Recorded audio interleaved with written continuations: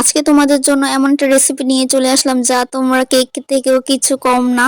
যাই হোক, আজকে আমি প্যানকেক বানিয়ে দেখাবো। তোমাদের ঘরে একদম ময়দা থাকলেও তোমরা বানাতে পারো, আর এই জিনিসটা তোমরা আটা দিয়েও তৈরি করতে পারবা। 2000 years later. সবার প্রথমে এখানে আমি 2টা ডিম নিয়ে নিচ্ছি। তোমরা চাইলে হাঁসের ডিমও ব্যবহার করতে পারো। এখানে আমি মুরগির ডিম ব্যবহার করেছি। তারপর সবার প্রথমে একটা বোল নিয়ে এর ভিতরে 2টা ডিম নিয়ে ভালো করে ফেটে নেব হবে। তারপর আমি এখানে চিনি দিয়ে দিচ্ছি।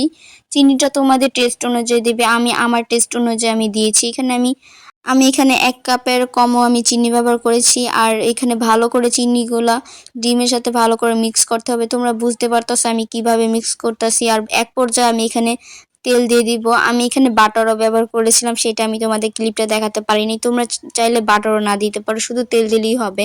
এখানে আমি তেলের পরিমাণটা তোমাদের বলতে পারছি না, তোমরা যার যার পরিমাণ মতো দিতে পারো। আমি শুধু তোমাদের দেখাচ্ছি। তারপর এখানে আমি একটা ছাঁকনি নিয়ে নিলাম, তার ভিতরে আমি ময়দা দিয়ে দিচ্ছি। ময়দা ভালো করে চেলে নিচ্ছি।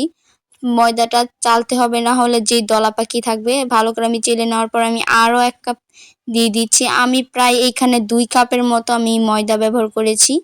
এখানে আমি 2টা ডিমের জন্য 2 কাপ ময়দা ব্যবহার করছি। তোমরা চাইলে বেশিও করতে পারো। তার ভেতরে বেকিং পাউডার দিতে হবে। তোমরা সবাই বলো বেকিং পাউডার কোনটা, তোমাদের দেখিয়ে দিলাম। এখানে আমি 1 চামচের মতো দিয়ে দিলাম। 1 চামচ লবণ। লবণটা আমার টেস্ট অনুযায়ী দিয়েছি, তোমরা চাইলে কম বেশিও দিতে পারো। আর এখানে এলাচের গুঁড়া দিচ্ছি, অথবা ভ্যানিলা এসেন্স, যাদের কাছে ভ্যানিলা এসেন্স আছে তারা দিতে পারো এই জিনিসটা।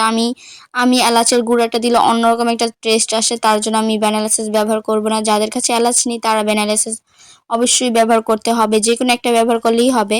তোমাদের সেটাই দেখিয়ে দিলাম। আর আমি এলাচি দিয়ে দিয়েছি। এলাচ দেওয়ার পর আমি ভালো করে একসাথে মিক্স করে ময়দাটা একসাথে মিক্স করে নিচ্ছি। মিক্স করতে করতে এক পর্যায়ে এরকম হয়ে যাবে, আমি হাত দিয়ে ধরার পরে একটু সফট হয়ে যাবে। তখন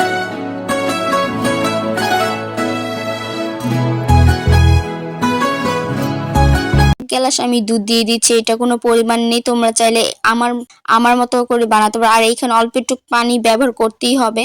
পানিটা ব্যবহার না করলে যেই একটা মানে কি বলবো, পানিটা ব্যবহার করলে অনেকটা সুন্দর আসে। তার ভেতরে একটু ঘন ঘন হয়েছে, তার জন্য আমি আরও একটু দুধ দিয়ে দিলাম। দুধ দিয়ে ভালো করে আমি ফেটে নিব। এই জিনিসটা যত ফেটানো হবে তত এই জিনিসটা ভালো হবে আর অনেকটা খেতে মজা লাগবে। আর এক পর্যায়ে আমার এই জিনিসটা হয়ে গিয়েছে, বেশি পাতলাও না বেশি ঘনও না, তোমরা দেখলেই বুঝতে পারতাছো। এখানে আমি একটা কড়াই নিয়ে নিয়েছি, যার তলাটা একদম পাতলা হতে হবে। যে কোনো তাওয়া তাওয়া নিলেও হবে। তার ভিতরে আমি তেল ভালো করে দিয়ে দিচ্ছি। তেল না দিলে আবার যদি না ওঠে। আর তার ভিতরে আমি একসাথে সবকিছু মিক্স করে এখানে আমি দিয়ে দিচ্ছি। এখানে দিলে নিজে ইচ্ছাতেই গোল হয়ে সুন্দর করে শেপ হয়ে যাবে। আর দেখতে দেখতে মাশাআল্লাহ এত সুন্দর। আর আমরা হলাম বাঙালি, আমরা যদি কাঠের চামচ দিয়ে করি তাহলে কেমন হয়, তাই না? তার জন্য তো আমাদের খুচুন আছে, তাই না?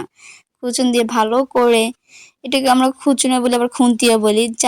যাই হোক, আমি যেই ভাষাতে বলি। আর এইখানে দেখো গাইস, মাশাআল্লাহ মাশাআল্লাহ এতটা সুন্দর হয়েছে। আর খেতে যত দেখতে সুন্দর ততটাই খেতে অনেক অনেক মজা ছিল। তোমরা চাইলে একবার হলো বাসায় তৈরি করে খেতে পারো। আর যারা যারা না বানাতে পারো আমাদের বাসায় আসবা, আমি সবাইকে বানিয়ে খাওয়াবো। আর এখানে আমরা যেই রুটি খোলার যে তাওয়াগুলো আছে ওই তাওয়াতে তোমাদের বানিয়ে দেখাচ্ছি, যদি তোমরা না বিশ্বাস করো তার জন্য। এখানে যে রুটির তাওয়াটা আছে ওইখানে দিয়ে বানাতে পারবা। আর তোমরা চাইলে ঢেকেও দিতে পারো, না আবার না চাইলে ঢেকেও না ঢাকতেও পারো। এখানে আমি ঢাকি নাই, আর ঢাকা ছাড়াই অনেকটা সুন্দর হয় মাশাআল্লাহ। আর এর যে যতটা দেখতে সুন্দর ততটা খেতে মজা বেশি। আর এইখানে দেখতে দেখতে আমি দুনো চুলায় আমি বানিয়ে নিচ্ছি। আর কি সুন্দর করে ফুলতাছে, আর কি সুন্দর করে বাবল বাবল একটা জিনিস হচ্ছে। আমার থেকে অনেক অনেক এই জিনিসটা ভালো লাগে। যারা যারা প্যানকেক খেতে পছন্দ করো আমাকে অবশ্যই জানিয়ে যাবা। অবশ্যই ডোরিমনের প্যানকেক, ওইটা হলো ডোরা কেক আর এটা হলো প্যানকেক। যাই হোক, আমি দুনো চুলাতেই আমি ভালো করে দুনোটা তাওয়াতেই আমি ভালো করে বানিয়ে নিচ্ছি। আর দেখতে দেখতে আমার এক পর্যায়ে আমার সবগুলো হয়ে গিয়েছে। আমি ভালো করে আরো অনেক অনেক হয়েছে, সেইগুলা খেয়ে শেষ। আর তোমাদের একটা আমি ছিঁড়ে দেখাচ্ছি, এইটা একদম অনেকটা সফট, তোমরা দেখলেই বুঝতে পারতেছো। এটা অনেক সফট আর খেতেও অনেক মজা ছিল। তোমরা চাইলে আরো বেশি ডিম দিয়ে বানিয়ে খেতে পারো। আর রেসিপিটা কেমন হয়েছে অবশ্যই আমাকে জানিয়ে যাবা। আর তোমরা বাসায় একবার হলো সবাই তৈরি করবা। আর আর আমার রেসিপি দেখে কে কে ফলো করেছো আমাকে অবশ্যই জানিয়ে যাবা। আমি তাদের সবাইকে দেখতে চাই আর রিপ্লাই দিব ইনশাল্লাহ। আর সবাই ভালো থাকবা, সুস্থ থাকবা। খুব তাড়াতাড়ি নেক্সট ভিডিও নিয়ে চলে আসবো।